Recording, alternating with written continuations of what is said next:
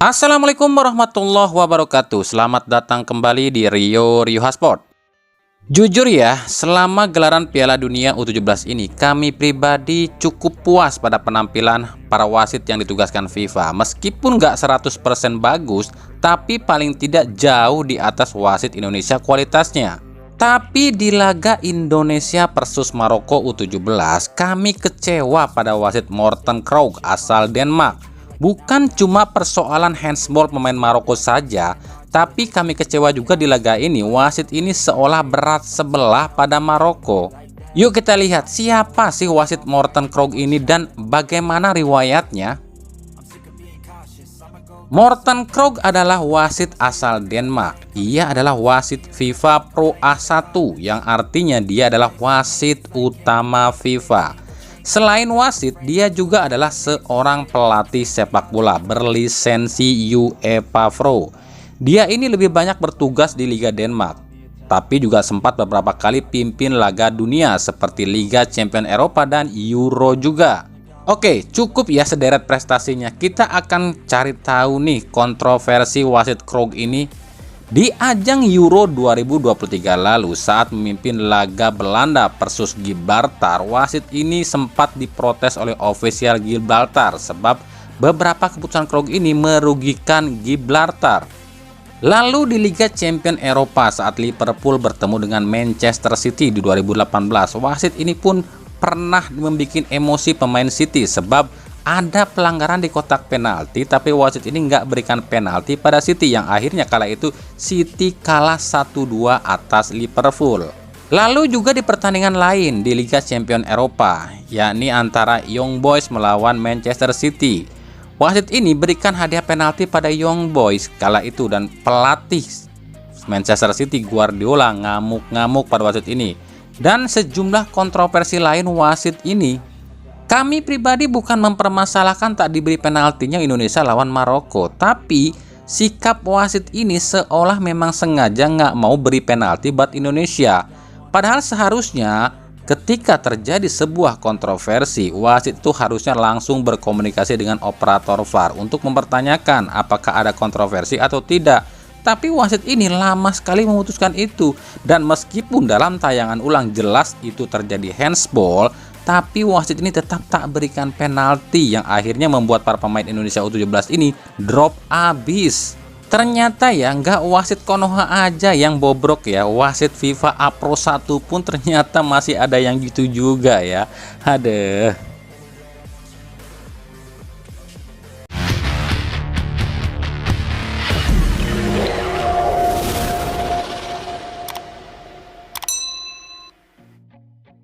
Lanjut ya. Sebenarnya kami tuh capek ngebahas ini. Ini tuh ibaratnya kami ini ngomong sama kardus. Ya gimana nggak ngomong sama kardus, wong dianya nggak punya otak.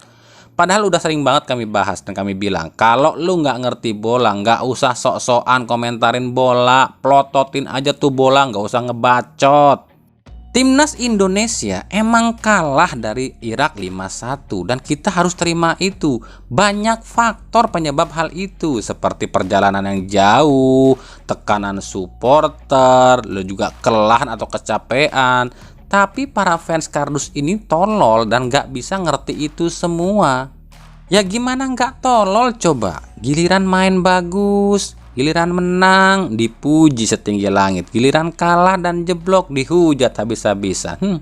Mental kardus lo pada. Yang anehnya, yang blunder siapa, yang dihujat siapa? Indonesia kalah 5-1. 3 gol blunder itu adalah blunder pemain belakang. 1 gol bunuh diri Jordi Amat. 2 gol kesalahan antisipasi Asnawi dan Rido, dan 1 gol lagi kesalahan posisi Nadeo. Tapi kenapa cuma Maklok yang dihujat?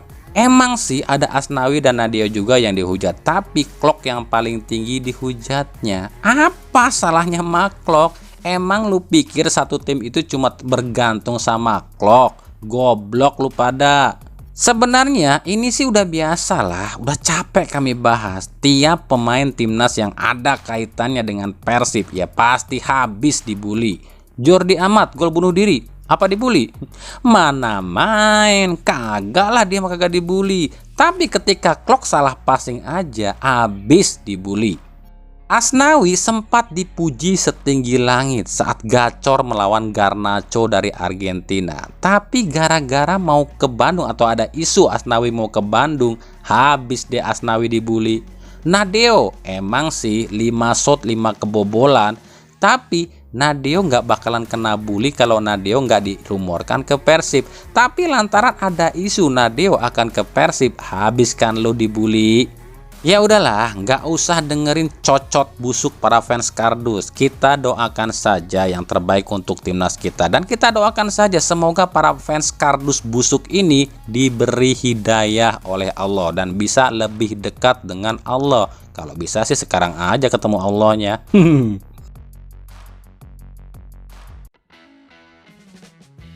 Ketum PSSI Erick Thohir akhirnya menanggapi kekisruhan yang terjadi saat Wakil Ketua Umum PSSI Ratu Tisa mengomentari soal VAR. Saat itu Ratu Tisa ini seolah ragu jika VAR ini bisa digunakan dalam waktu dekat ini.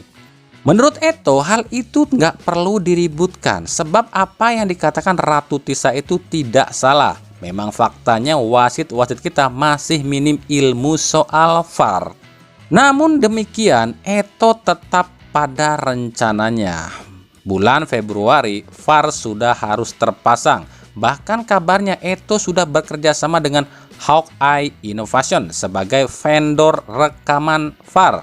Diketahui Hawkeye ini juga menjadi vendor VAR di Piala Dunia ini. Dan Hawkeye ini pula jadi vendor FIFA dalam urusan VAR. Eto mengatakan sudah keluarkan uang 100 miliar sebagai dana yang dibutuhkan untuk memasang VAR selama 4 musim. Catat ya, 4 musim. Gak perlulah diributkan, apa yang disampaikan Bu Ratu Tisa itu gak ada yang salah kok. VAR memang bukan soal uang, tapi memang edukasi wasit kita yang jadi persoalan. Tapi saya pastikan VAR tetap terpasang di bulan Februari 2024 untuk Liga 1. Kita sudah kerjasama dengan vendor FIFA Hawkeye Innovation untuk segera pasang VAR di Liga 1. Biayanya nggak main-main loh, 100 miliar. Tapi buat 4 musim, ya kita harapkan bisa segera dipasang, ujar Erick Thohir yang kami kutip dari bolasport.com. Lagi-lagi di sini kami bingung, yang mana yang benar? Di satu sisi orang-orang di sekitar Eto seolah mencegah adanya VAR, tapi giliran ketumnya ngotot banget datangin VAR. Ini repot loh. Kalaupun VAR ini dipasang tapi para mafia ini nggak suka, ini bisa banyak sabotase loh. Buktinya sekelas wasit FIFA aja di Piala Dunia ngakalin VAR tuh, berarti VAR ini memang nggak sempurna dong. Ada piye iki?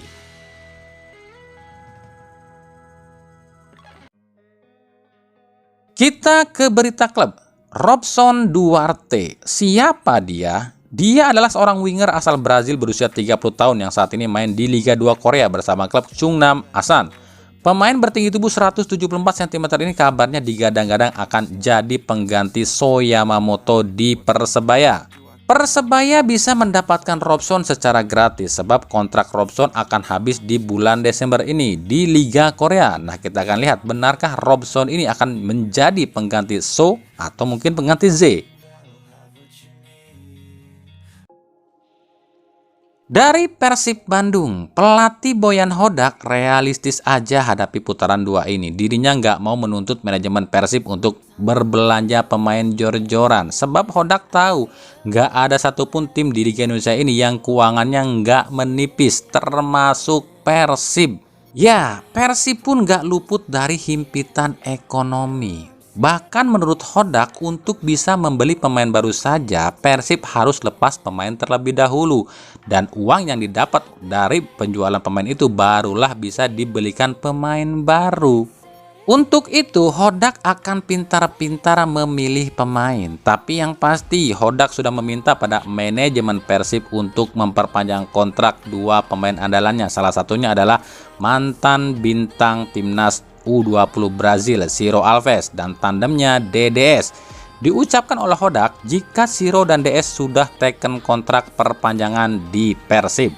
Untuk pemain yang lain, Hodak serahkan ke manajemen. Jika memang Persib bisa melepas pemain dengan status penjualan, itu bagus sebab uang penjualan itu nantinya akan digunakan untuk membeli pemain. Saya tahu tidak ada satupun tim di sini yang berlebihan dana, semuanya minim dana. Hal ini wajar sebab kita dihadapi kompetisi yang seperti ini. Usai wabah Covid, klub pasti rugi besar. Sama seperti Persib, untuk itu saya tidak terlalu menekankan manajemen untuk ambil pemain baru. Bahkan untuk datangkan pemain baru, kami harus lepas pemain terlebih dahulu, ujar Boyan Hodak. Kami pikir ini memang realistis sih, sebab dalam rilis Football Database dan APPI memang diketahui tak ada satupun klub di Indonesia, apalagi di Liga 1 yang keuangannya ini nggak minus. Semua klub minus keuangannya. Hal ini lantaran adanya Covid dan juga pembatasan supporter away yang membuat pemasukan klub berkurang drastis. Tapi paling tidak Persib nggak tersentuh dengan yang namanya nunggak gaji ya. Soal gaji mah di Persib mah aman, tapi kalau soal beli pemain mah engkewe heula lah. Daripada jor-joran beli pemain tapi pemain yang nggak digaji kan malu. Makanya tuh denger PSSI nggak kasihan apa sama klub. Klub udah pada menjerit loh sebab keuangannya minus, sementara denda jalan terus. Ya udah sih bebasin aja tuh supporter away. Toh Piala Dunia tuh buktinya aman-aman aja tuh. Ini mah dipakai bisnis sih biar dapat duit terus dari Komdis. Kasihan tuh para klub, bangkrut lama-lama kalau kayak gitu. Tapi klubnya juga pada bego sih. Udah tahu dicurangin terus tapi nggak pernah pada protes. Aduh.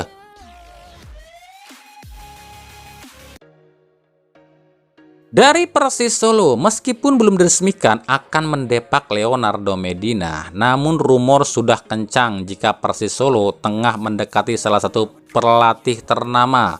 Dari 3 kandidat yang tersiar atau dirumorkan, yakni Robert Rene Albert, Luis Milla, dan Benjamin Mora, nama Benjamin Mora yang paling santer akan ke Persis Solo.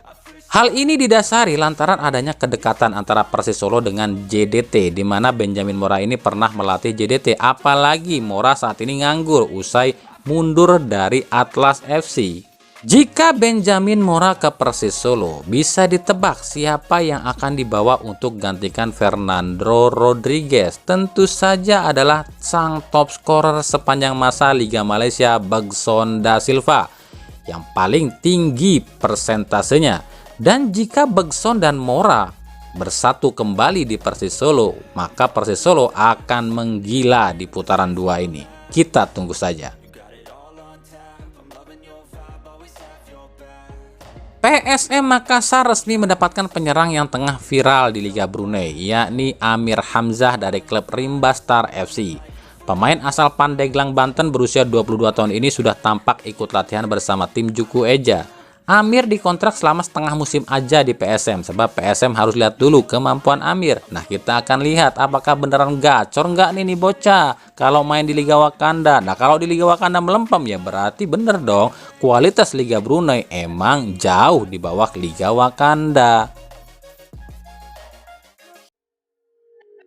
Dari Dewa United nampaknya sudah sangat siap untuk menghadapi Persib Bandung di pekan ke-20. Tim anak Dewa nampaknya benar-benar berambisi ingin jungkalkan Persib. Sebab 11 laga sudah, tim asal Bandung ini belum ada yang mampu mengalahkan. Tapi pasukan Jan Olde Rikring pun kemungkinan tak akan komplit sebab ada sejumlah pemain yang harus absen di laga ini. Siapa aja ya? Itu nanti ya kita bahas di prediksi pertandingan aja. Tapi yang pasti kabarnya akan ada kejutan nih buat Persib di laga nanti. Ada sosok baru yang akan hadir dan sosok ini sosok yang lagi rame nih. Siapa ya? Apakah Ze Valentine resmi ke Dewa United nih? Tapi di sini Dewa United pun harus waspada sebab di laga ini Persib pasti main all out. Sebab di laga ini mungkin akan jadi laga terakhir Levi Madinda di Persib.